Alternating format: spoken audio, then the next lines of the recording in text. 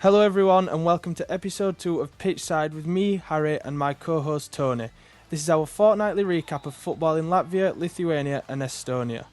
In this episode of the Baltic Football News podcast, Tony and I are going to be talking all things Baltic football, covering league action, standout players and also the recent international break for all three nations. Tony, let's begin in Latvia.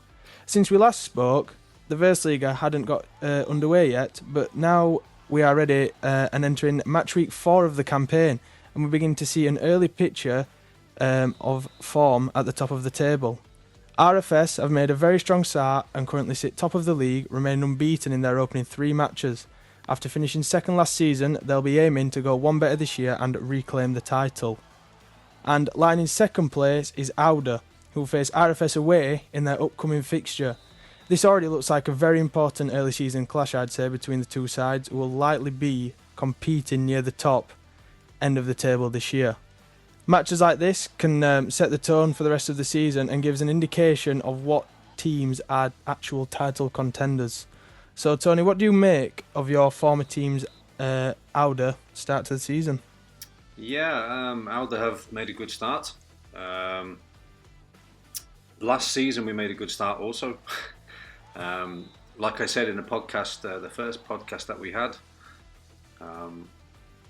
this season for Auda depended on the recruitment, and from what I've seen in the first few games, they've signed some really good attacking players, some creative midfielders, and finally they've got a striker who can run at defenders, finish inside the box, play back to goal, hold the ball up, bring others into play. He runs channels. The young boy from Panama, and I think he's scored a couple of goals, a couple of assists, and it's what Auda needed last season. It's what we needed at Auda last season, but they've got it this year, and they look like they have some very good players. And for me, they just need to keep the players because, like I said, we had a very good start last season. We had the most clean sheets after the first round. We were second in the league, the best start in the club's history. And then slowly, we started to lose our better players, and from then on it was an uphill battle. They may have the same problem this year. These good players might get picked up by bigger clubs. So all depends on if they can keep these players. Yeah, that's how. Yeah, I agree. Because all they needed was someone who's prolific and dangerous and can obviously fire him up the league. Yeah, which, as you mentioned, the guy from Panama. Yeah, last season we didn't have enough goals. From memory, I think by the end of the season, I think we were on XG. I think we were like minus 13. We should have scored like 13 goals more than what we did. It was the biggest difference in the league. So that's what was missing, and maybe they found the missing part this year. I agree. And Riga FC, as I mentioned, currently lie in third place. Their season didn't begin as expected, as they suffered a 2-1 shock away defeat at FK Liepāja on the opening day of the campaign. However, they did respond well by winning their next 2 fixtures, showing the resilience you'd expect from reigning champions. However, despite that recovery, dropping points early in the season can sometimes prove costly, especially when other teams around you are picking up consistent results. Tony, with the form that, I know it's early season, but with the form RFS are currently in, do you think Riga can still put up a strong fight for the title? Yeah, like you said, it's very early days. It's 3 games. It's hardly anything. Basically, still in pre-season mode almost. And I think we'll be able to give more of a better picture after the first round of games, after 10, 11, 12 games. But I'm not too worried about Riga's not so prolific start to the season. I think they had a worse start last season, and they recovered pretty well. I still think it's early days. Yeah, it's definitely early days. Again, I'm just going to move on to now. It's still early in the campaign, but at the other end of the table, things are looking a little bit difficult for Daugavpils at the minute. After finishing 4th last season, they're yet to pick up their first point of the season this year. It has been a tough start from though. They have faced both of last year's top two within their opening fixtures. And obviously that sort of fixture list can make things challenging, but they'll need to start picking up points soon to avoid slipping too far behind. How do you think they're going to fare from now on? Think they'll be all right? Yeah, I think they'll be fine. They had a lot of changes. They had a lot of changes over the winter. A lot of players left. A lot of players came in. I saw they just signed Traore. He was at Daugavpils previously last year. He was with us at Auda. Pretty good winger. Produced pretty good numbers for Daugavpils a couple of years ago. So that'll be a good signing for them. I think once all these new players sort of like gel together and knit together, they'll be absolutely fine. And let me tell you, nobody likes to go to Daugavpils and play on that little small plastic prison pitch. So they'll be picking up points, especially at home. That's for sure. Yeah. And finally in Latvia, debutants Nõmme United are still searching for their first ever win in the top division. They did manage to pick up the first ever point in the league with the draw against Tukums 2000. And that will obviously give them some confidence. They currently occupy the relegation playoff spot, but will hope to climb out of that position with a positive result against SK Supernova in their next game. Now, in this segment of the podcast, Tony and I would usually select a result of the round and player of the round, highlighting the top performers across all three Baltic leagues. However, with already three matches having been played in the Versliga this season, we've decided to choose what would be considered early sort of player of the season sort of thing across the three games. And the player I've gone for so far in the Versliga is Ikaunieks. He has registered 2 goals and 1 assist in 3 games, as well as producing 4 key passes. His creativity and attacking contributions have been very important in helping RFS maintain their unbeaten start and take an early lead at the top of the table. Would you agree with that, Tony? He's been a standout player? Yeah, for sure. Listen, Giannis is a top player. He's one of the standout players of the league. He's a mainstay for RFS and also for the national team as well. And he always produces good numbers. This season's no different. Giannis has this ability to win a game of football on his own. And there's not so many players who have this quality, and Giannis has it. So and he started the season very well, like really good numbers. Yeah. Well, it's a goal contribution every game. If you look at it, yeah. He's top. But a special mention must go to SK Supernova central defender Marcisos, who has scored 3 goals in 3 games this season already, equaling his total goal tally from 30 games last season. Even more impressively, he has scored 3 of the 4 goals that Supernova have managed all season so far. Showing just that it's crazy. Supernova, they've had a change of head coach. Maxims has gone there, and from the games that I've seen, they've put a lot of effort into set pieces, corners, throw-ins. They almost play for throw-ins and corners because they must practice it a lot in the training sessions. And Martis, he's a big unit. He's good in the air. He's strong. He's physical, and he can finish as well because he's a quality player. So he's got this finishing ability as well. And he's definitely a player for the fantasy football team. Because I think definitely. I think with the opportunities he's going to get, he's going to score a few more this season as well. Yeah, definitely. And my result of the season so far, we have mentioned it earlier, is FK Liepāja defeating reigning champions Riga. Both goals for Liepāja came from the penalty spot, with the winning goal arriving dramatically in the 91st minute. But a result like this can take the title away from a team like Riga. And for me, that is the clear result of the round. If not, could be the result of the season throughout, really. Last season's champions lose after 1 game. Yeah, it could be a big result come the end of the year. I know it's still like early days and it's still hard to tell, but what's going to happen in the season. But it's these type of games that can make a big difference at the end of the season. And like I said, Liepāja are gonna push Riga and RFS.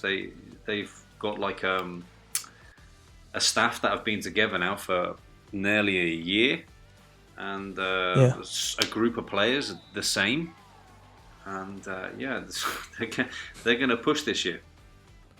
And moving on to Lithuania, where the top Liga has continued to develop, and Kauno Žalgiris still sit comfortably at the top of the table. Despite losing their perfect winning streak last week, they have remained unbeaten after drawing against Suduva thanks to a 90th minute penalty from Steve Lawson. That goal ensured they maintained their unbeaten run and kept them 5 points clear at the top.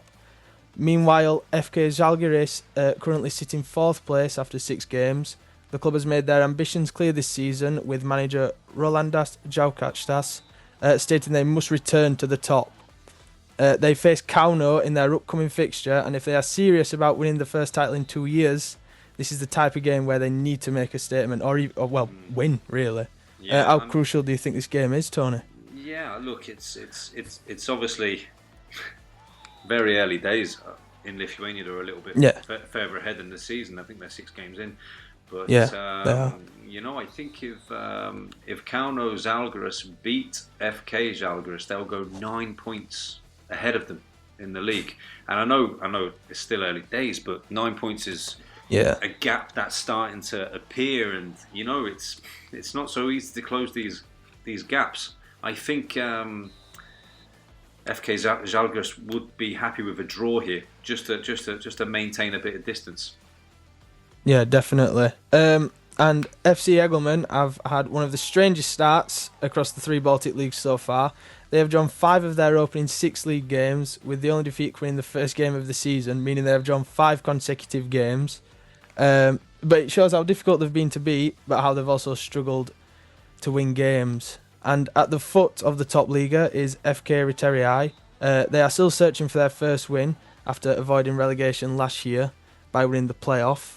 They already find themselves 4 points from safety. Do you think, unfortunately, their time could be coming to an end in the top Liga, Tony? And obviously still early, but... Yeah, but they've got big financial problems. I don't think are going to disappear so quickly, These things take big investment to turn it around, and... look, it's going to be a very, very hard season for them. I've noticed they've had a couple of big defeats as well, a 5-0 versus Panama, and another 3-0. I think they've scored 2 goals maybe, but they're not scoring, they're conceding quite a lot. They've even had a couple of red cards this year already in 6 games, and is that frustration from players? I don't know, but it's going to be difficult for them. It could be a long season, unfortunately. We have also seen our first managerial departure of the season in Lithuania, with Roland Vrabek leaving FK Panevėžys during the international break. The club confirmed that the German coach requested to leave for personal reasons. During his time at the club, he won the 2025 LFF Cup and finished 6th in last season's top Liga. But the team was obviously, of course, prepared throughout pre-season with the manager, and then losing him after 6 games can create disruption in the squad. Panevėžys have since appointed experienced Finnish coach Toni Korkunas as their new head coach on a deal running till end of the season. Tony, how do you think this managerial change can impact their season? It's a strange one because they've not had the best of starts, but again, it's not been the worst of starts. And in football, you have these leaving for personal reasons. It's sometimes can be used as a bit of a cover-up for something else, whether it be a sacking or something of this nature. But the guy won the cup last year. He's been given pre-season, so it does feel a little bit strange, the whole thing. Obviously, there is a story to it, but we don't know that story. This Finnish guy now has come in, this Tony guy. His last job was in Norway, in the 2nd division there, and he really didn't do very well. Previous to that, he was at HJK in Finland, one of the top teams in Finland, and I don't think he did particularly well there either. So it'll be interesting to see what happens. It's not his group of players. He's walking into someone else's organisation, so it'll be interesting to see how the results now go for Panevėžys in the short term and during the season as well. Yeah, definitely. And my player of the round, or player across the last 3 games since our last episode, has to be Benchaib. He has continued where he left off last season, registering 4 goals and 2 assists in 6 games. His performances have contributed to Kauno's excellent start as they have set the early pace in the top Liga. What do you think of his... Well, of course, he's had a good contribution, but would you agree with that? Look, this guy is a top player. It really is. He's very similar to Ikaunieks, actually, who we were speaking about earlier on in the podcast. Yeah. Has this ability to sort of like create and win on his own. Last season, 15 goals plus 6 assists. This is just like unbelievable. Played in Belgium second tier. He can play anywhere in midfield. Can even play as a second striker. I'm scratching my head as to why this guy hasn't been picked up. To be honest, I think he's only 26, 27. He's sort of like, maybe got a couple of really good years of improvement ahead of him. And look, he's had a really good start to the season, and he had a really good season last season, and he's showing all the signs that he's going to produce very good numbers again this year. Definitely. And my result of the round is Suduva's 1-1 draw with Kauno. Suduva have only conceded 2 goals so far this season, one of which came in this match. Going into the game, Kauno had been dominating the league, and Suduva performed very well, dominated the shot count themselves, and forced Kauno's goalkeeper into 4 important saves. They were quite unfortunate, Suduva, not to come away with all 3 points. Would you agree with that? Yeah. I mean, a game of penalties, 1-1, 2 penalties. Yeah. Sort of a very late equaliser. I think it was the 87th or 88th minute. Yeah, it was very late normal time. But I did watch the extended highlights of this game, and most of the shots from both teams came from outside the penalty area. It was like it looked like both teams defended the penalty area really well, and it was just basically a game of long-range shots. But it was very, very nice to see quite a lot of people in the stadium, and also back on grass pitch. Yes. This was very nice. Very nice to see football being played on grass in March, which is not so common in the Baltics. But yeah. The third of our Baltic leagues has also kicked off since our last episode, the Premium Liga of Estonia. Nõmme Kalju have made the perfect start to the season, winning all 3 of their games and conceding 0 goals. The most significant result came away against last season's champions Flora, where they secured a 1-0 victory following their early win over them in the Super Cup. I mean, they've beaten the champions twice already this season. It has also been an incredibly competitive start in Estonia. Only goal difference separates Flora in 5th place and Pärnu, who sit bottom, with 5 out of the 10 teams sitting on 3 points. Last season's title race went down to the wire, but based on how things have started, could we see an even more competitive league overall this year? Yeah, I think I'm going to repeat myself from the first pod. I can't see anyone other than Kalju winning the league, and look how they've started. Like you say, 3 from 3, 0 goals conceded. I mean, it's like a dream start. Yeah, and, literally. Yeah. I think that there's 3 other clubs that will fight for the other, 2nd to 4th place, and there will be like this mini league within the league. Between 2nd, 3rd, and 4th will be very tight. I expect it to be very, very competitive.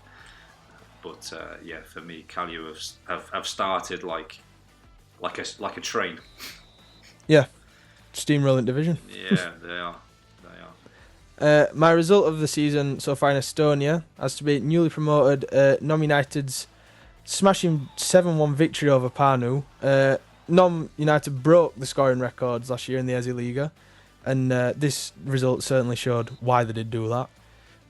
If they can maintain this level of performance, results like this can give them confidence to stay in the division. Even I think they will, anyways. To be honest, would you agree with the thrashing as the result of the season so far? I mean, it was very unexpected. Yeah, very, very unexpected. I certainly didn't. I mean, none were my shout for to go straight back down. So for me to see this result, I was very shocked. So. I think they'll do all right me this year. I don't know. I just think just look at the records from last season. I know it's a completely different level, but I just think if they've got the firepower, then I think they should be all right. I'm yet to be convinced. even after a 7-1. Yeah, that's true. My player of the season in Estonia so far is Kalju's Nikita Ivanov. The number 10 has delivered an outstanding performance across his first 3 games. 2 goals from .96 expected goals and 8 key passes. He currently holds one of the highest average ratings in the league at 8.07 on SofaScore, highlighting how influential he has been in helping his team reach the top of the table and remain, with their perfect start. If he can maintain this level of performance, do you think we could see him earn a senior national team call-up potentially? I don't understand why he hasn't already. Yeah. Honestly, this guy, he's produced numbers for a couple of years now. He's only 22 years of age. He's already got 2 goals this year. Last year, I think he was 8 goals and 14 assists. He can play anywhere in midfield, anywhere in attacking positions.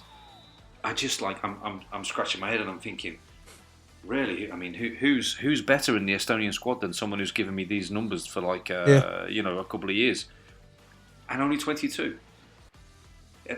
I feel like there's something that I don't understand about this situation.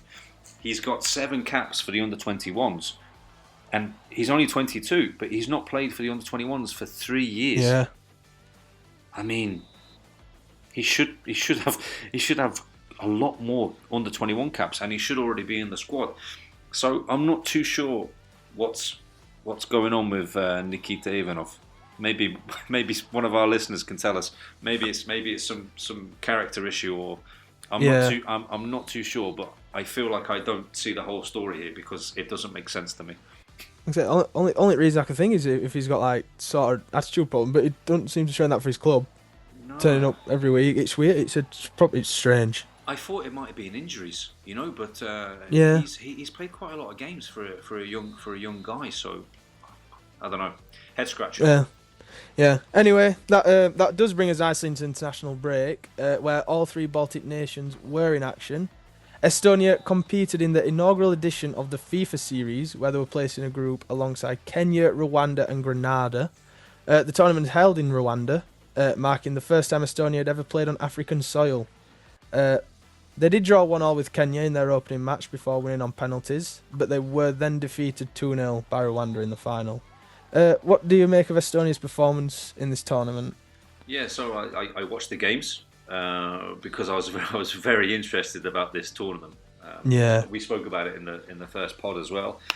How random a Baltic country goes to Africa and plays 2 African countries in a friendly tournament. With just a Caribbean team in as well. Yeah, it's just to throw that in as well. Caribbean team. But yeah, the games weren't exactly high quality. Beating Kenya on penalties was one thing, and then when they played this mini final against Rwanda, I think they played 4. They gave debuts to 4 or 5 players. Estonia, almost a completely different lineup. So I'm not sure they wanted just to see players or give players a chance. But Rwanda in the game were quite a bit stronger than Estonia, and 2-0 is it was more than a 2-0 game, to be perfectly honest.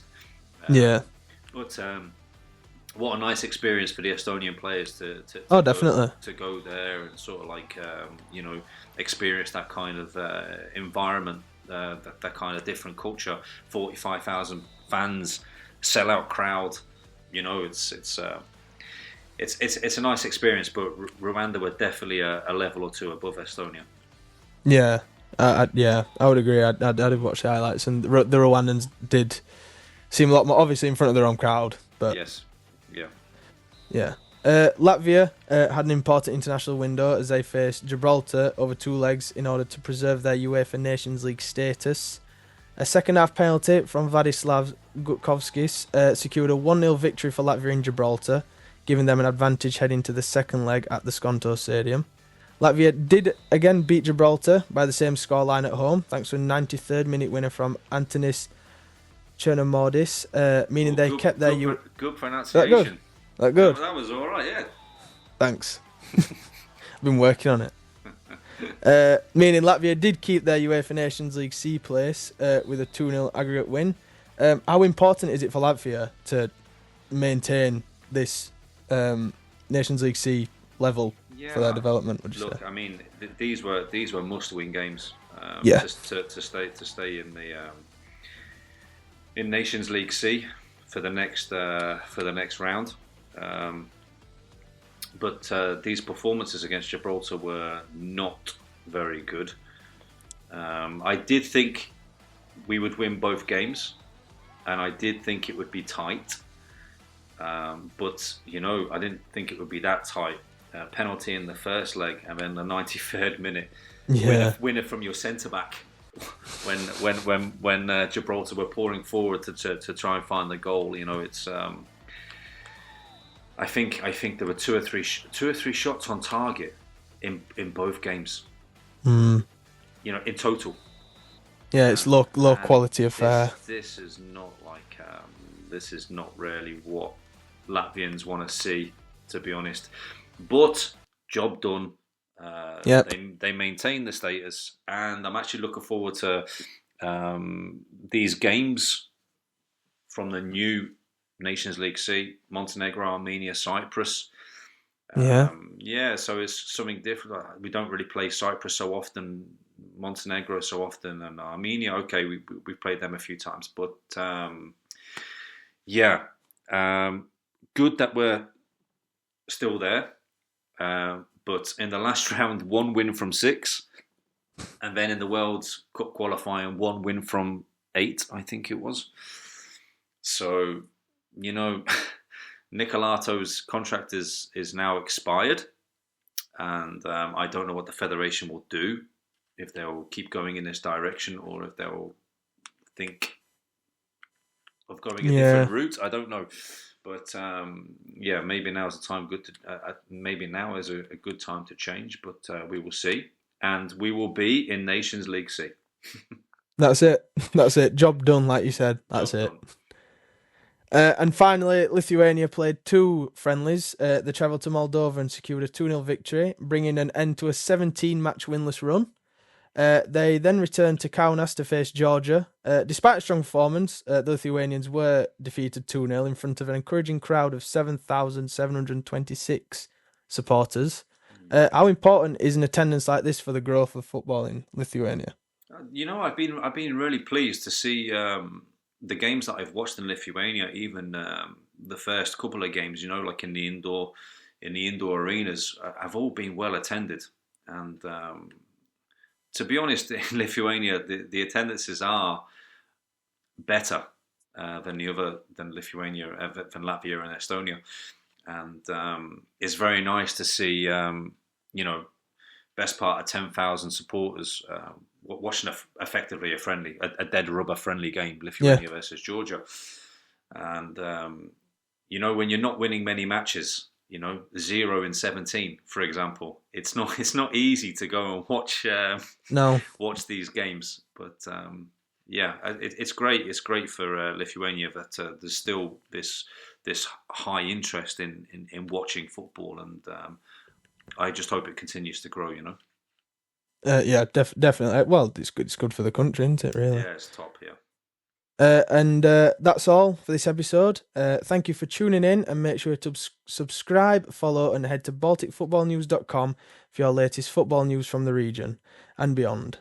You can also follow us on X, Instagram, YouTube, and Facebook, and we'll see you next time for Pitchside, the fortnightly recap of Baltic football. Cheers.